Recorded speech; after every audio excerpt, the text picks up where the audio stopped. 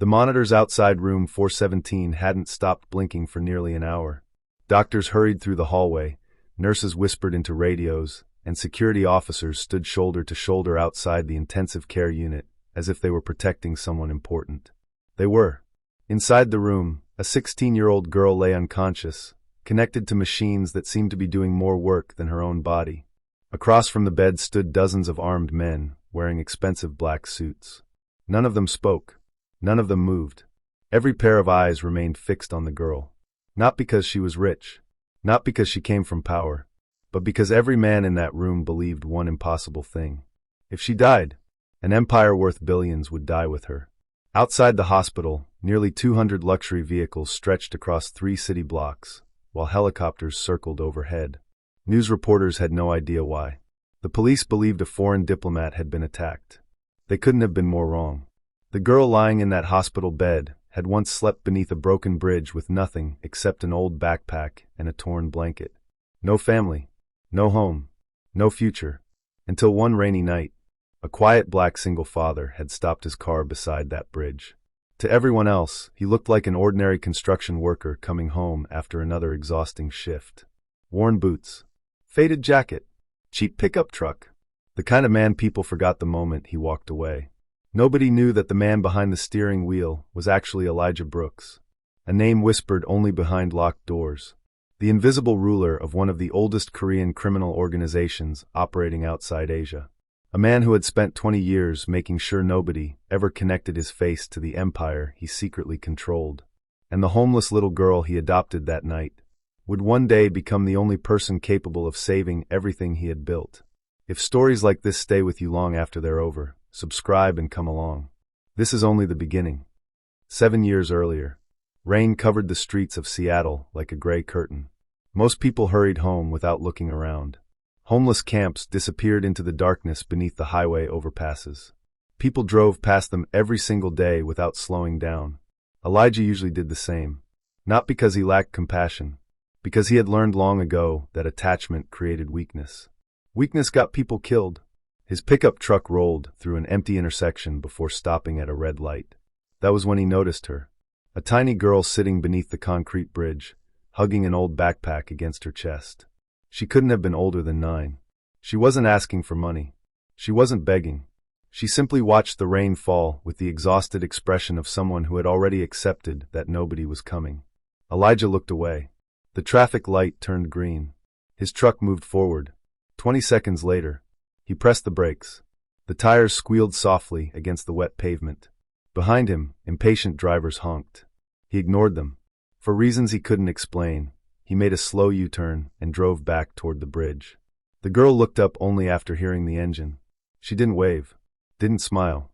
Children who survive on the streets learn quickly that strangers rarely bring good news. Elijah stepped out holding an umbrella. "You hungry?" he asked. The girl studied him carefully. Not his face. His hands. Children living on the streets always looked at hands first. Hands told the truth. His hands carried scars. Old ones. Military scars. Knife scars. Burn marks. Hands that had worked. Hands that had fought. But not hands that enjoyed hurting people. Finally, she nodded once. "There is a diner 2 blocks away," Elijah said. "You can eat first. If you don't like me after dinner, I'll bring you right back." She didn't answer immediately. Instead she asked quietly, "Why?" It was such a simple question, one Elijah realized he couldn't answer, because he genuinely didn't know. After almost a minute, he simply shrugged. Maybe because somebody should. The girl stared at him another few seconds before slowly standing. Her shoes were held together with duct tape. Her oversized hoodie had once been blue. Now it was impossible to tell. She climbed into the truck without another word. The waitress looked surprised. A homeless child. A working-class father. Not an unusual sight. What surprised her was the girl's appetite. She finished 3 full plates without speaking. Every few seconds she glanced toward the windows as though expecting someone to drag her outside. Elijah pretended not to notice. Only after she finished eating did he ask, "What's your name?" She hesitated. "Hannah." "Last name?" "I don't know." "You don't know?" She lowered her eyes. "The shelter people called me Hannah.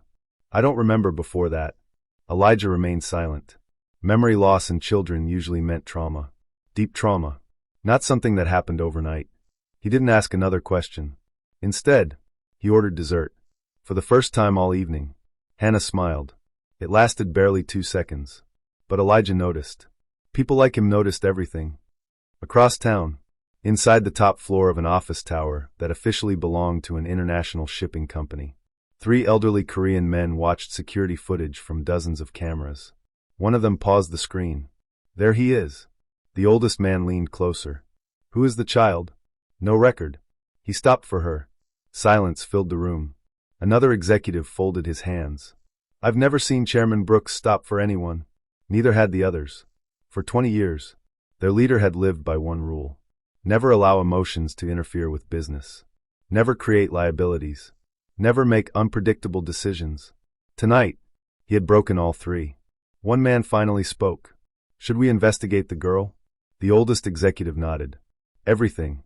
I want every document. I want every hospital. Every shelter. Every missing child report. If she enters Chairman Brooks' life, she becomes our responsibility too. Nobody outside that room knew Elijah Brooks wasn't merely respected inside the organization. He was feared. Not because he enjoyed violence. Quite the opposite. Violence was expensive. Violence attracted governments. Violence destroyed profits. Elijah had transformed a declining criminal network into something almost invisible. Legal businesses, shipping, technology investments, real estate, international logistics. Only a tiny fraction of the empire still touched organized crime. Even that portion existed mainly because leaving entirely would create a power vacuum. Someone worse would replace them. His own people often joked that Elijah thought more like a businessman than a mafia boss. That was exactly why he had survived longer than anyone before him.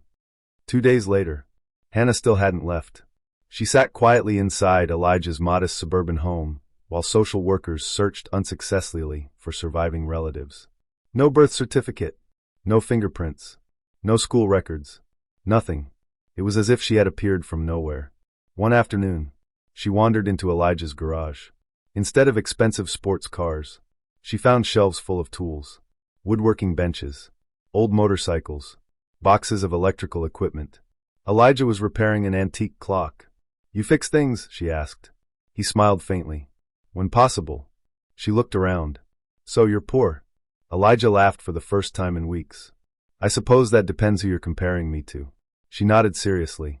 My bridge friends said only poor people fix their own stuff. I guess I'm poor then. She accepted that answer completely. Neither of them realized dozens of hidden security cameras watched the property from surrounding houses, or that trained bodyguards rotated through the neighborhood every 12 hours pretending to be gardeners, delivery drivers, dog walkers, and retired couples. Hannah believed they lived in one of the safest neighborhoods in America. She wasn't entirely wrong, because nobody knew who actually lived there. Several thousand miles away, inside Busan, South Korea, another meeting was taking place. Unlike Elijah, Chairman Kong ruled through fear. Executions, extortion, public displays of power. He despised Elijah Brooks, not because Elijah had taken territory, because Elijah had proven something far more dangerous. Respect could be stronger than terror. For years, Kong had searched for Elijah's weakness. His finances? Untouchable. His organization? Loyal. His movements? Invisible. Then one of Kang's advisors entered carrying a photograph. A grainy picture, taken outside a small Seattle diner. It showed Elijah opening the truck door for a little homeless girl. Kong stared at the picture. Then, he smiled. A child. So, even Elijah Brooks has finally given me a door. Far across the ocean, Elijah had absolutely no idea that the simple decision to stop beside a bridge on a rainy night had just placed a target on the back of the little girl sleeping peacefully in the next room. And before the year was over, every enemy he had ever made would learn her name. The first warning didn't come from an enemy. It came from one of Elijah's oldest advisors. Mr. Choi had served 3 different chairmen before Elijah ever took control of the organization. At 71 years old, he rarely raised his voice and never interrupted meetings. So when he asked for a private conversation, everyone understood it mattered. Elijah arrived at the small tea room hidden beneath one of the company's shipping warehouses just before sunrise. Only 1 cup had been poured. Mr. Choi looked unusually serious. You adopted the girl. I did. You know what this means? Elijah quietly stirred his tea. I know. No, Troy replied. I don't think you do. He slid a thin folder across the table. Inside were photographs. Dozens of them. Hannah walking to the grocery store. Hannah feeding ducks at a nearby lake. Hannah reading a book beside the living room window. Hannah entering Elijah's truck. Every picture had been taken without either of them noticing. Elijah's expression never changed. Only his eyes did. Who? We don't know. But someone has been watching for weeks. The room became silent. Finally, Elijah closed the folder. They've already crossed the first line. Troy nodded. They're looking for the second.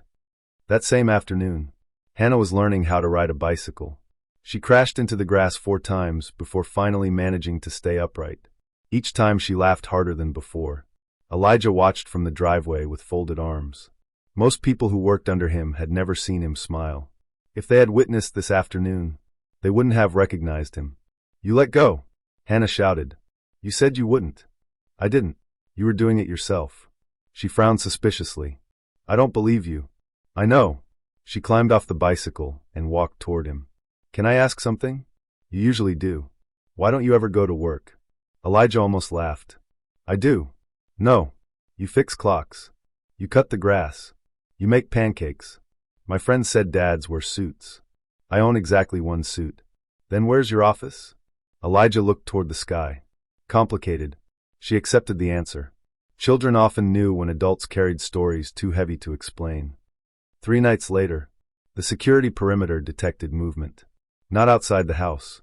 Inside it, one of the motion sensors hidden beneath the kitchen floor activated for less than half a second. Too brief for a human. Long enough for someone highly trained. Within 30 seconds, 6 silent security teams surrounded the property. Thermal cameras scanned every room. Nothing. No intruder. No broken windows. No forced entry. Everything appeared normal. Until one bodyguard noticed something unusual. The back door was unlocked. Elijah never left it unlocked. Never. The house was searched room by room. Nothing had been stolen. Nothing had been moved.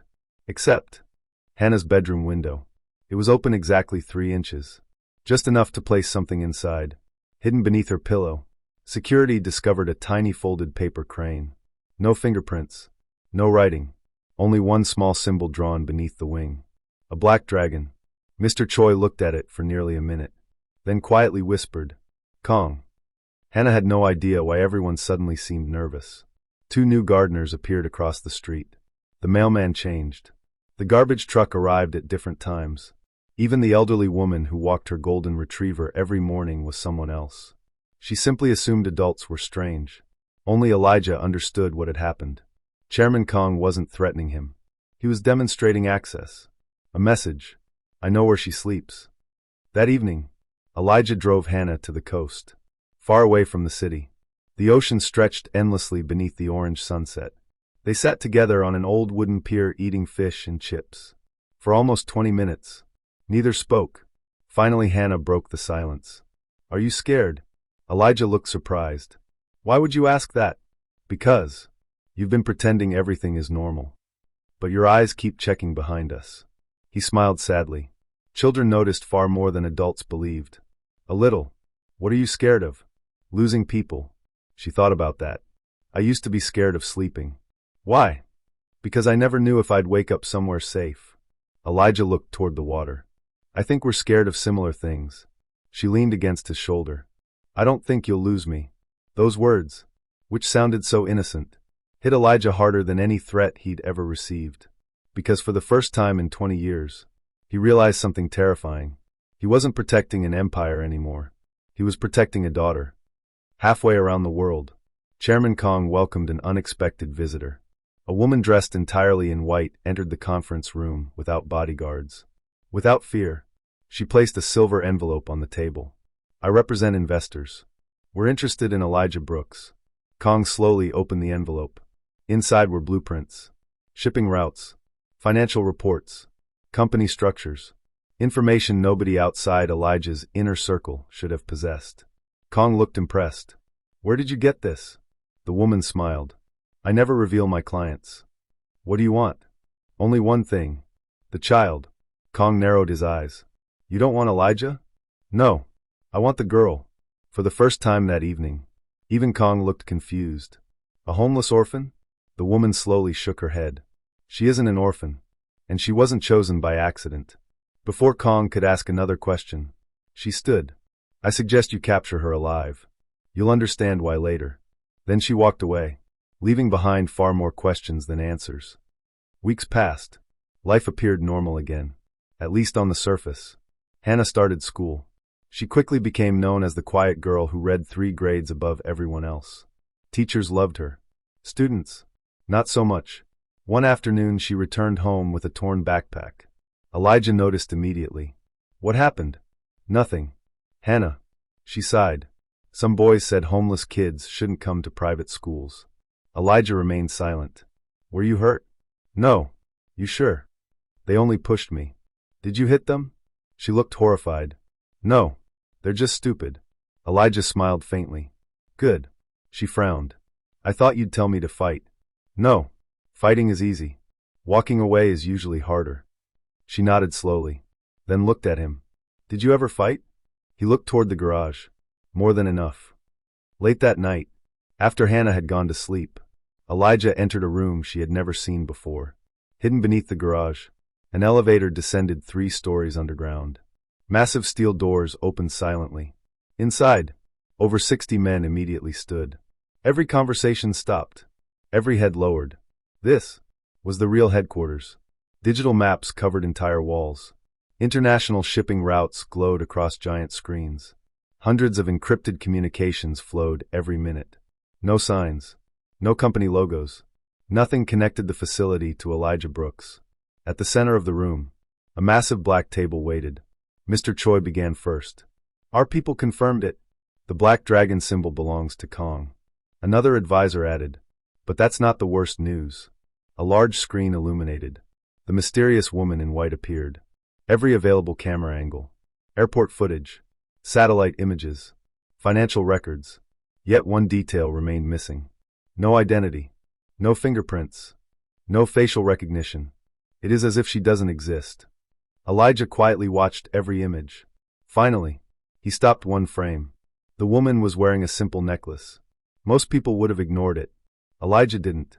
It carried an old Korean family crest, one believed to have disappeared almost 30 years earlier. For the first time in years, a trace of genuine concern crossed his face. Mr. Choi noticed. You recognize it? Elijah slowly nodded. I hoped I'd never see that symbol again. What is it? Elijah took a long breath. Before I became chairman, there was another family. They didn't control businesses. They controlled information. They knew every secret. They sold every betrayal. When they vanished, I assumed every member was dead. Mr. Choi's voice became almost a whisper. And if they're not? Elijah looked toward the glowing image. Then this isn't about territory. It isn't about money. It's something much older.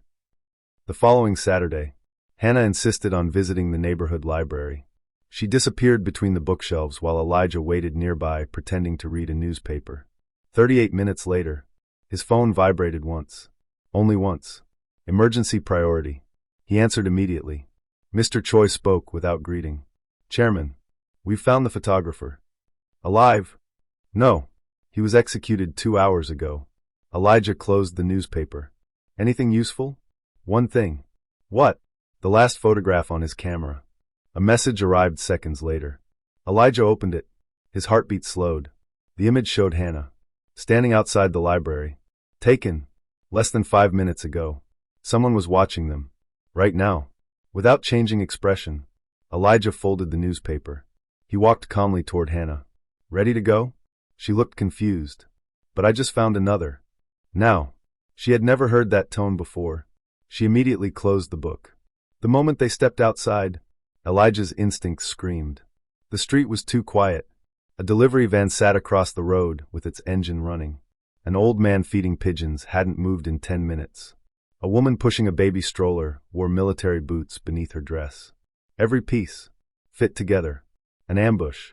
Elijah gently placed a hand on Hannah's shoulder. When I say run, I need you to run. She looked frightened. What about you? I'll catch up. But, Hannah. She saw something in his eyes she'd never seen before. Absolute certainty.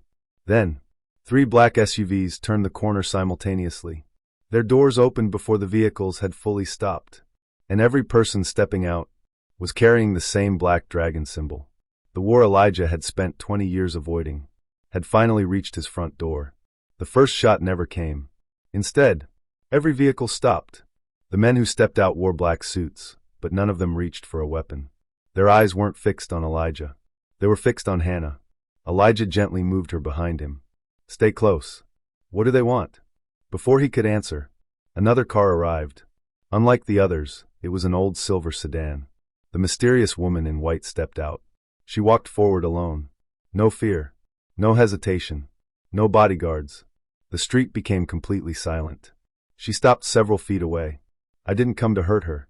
Elijah's expression remained unreadable. "You've spent months following a child. I don't consider that reassuring."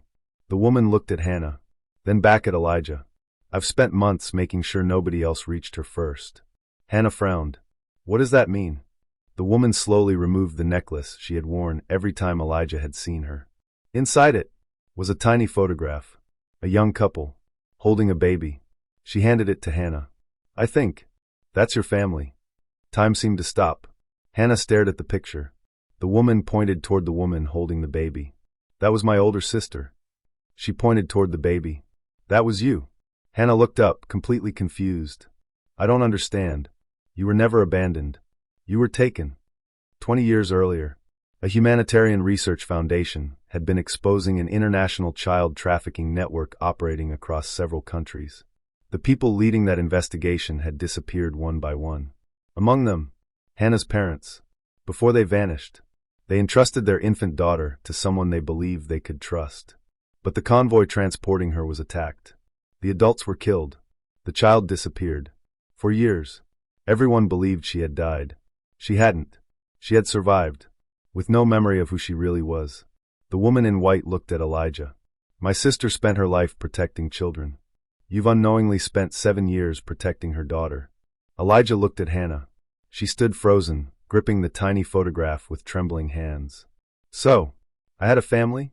You still do." The woman smiled through tears. "You have me." Before anyone could speak again, Mr. Choi's phone rang. He answered. His calm expression changed instantly. He handed the phone to Elijah. "Our headquarters. They've been breached. Not by armed attackers. By hackers. Someone had launched a coordinated cyber attack against every logistics system connected to Elijah's international companies. Shipping routes, medical supply chains, disaster relief warehouses, emergency communication satellites. Everything. Millions of people depended on those systems every day. If they failed, entire hospitals could lose critical deliveries within hours. The attack wasn't aimed at making money. It was aimed at destroying Elijah's life's work. The woman in white looked toward the screen inside one of the command vehicles. "They're using an old architecture. I've seen it before." "You know who?" She nodded. "The same network responsible for my sister's disappearance. They've been waiting years for this opportunity." Within minutes, everyone arrived at Elijah's command center. For the first time, Hannah entered the underground headquarters she had never known existed. Rows of analysts worked desperately. Monitors flashed red. Entire transportation grids disappeared from digital maps. One engineer looked exhausted. "They're inside every backup server. We can't isolate them." Another shook his head. "If we disconnect everything, emergency shipments stop.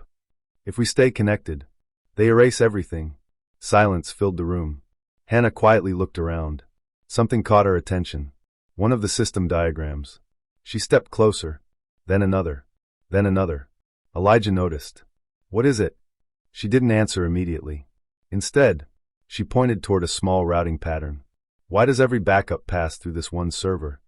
The lead engineer blinked. "It always has. But nobody uses that architecture anymore." Hannah tilted her head. "Then why are you protecting it?" The room became quiet. The engineer slowly walked closer. She was right.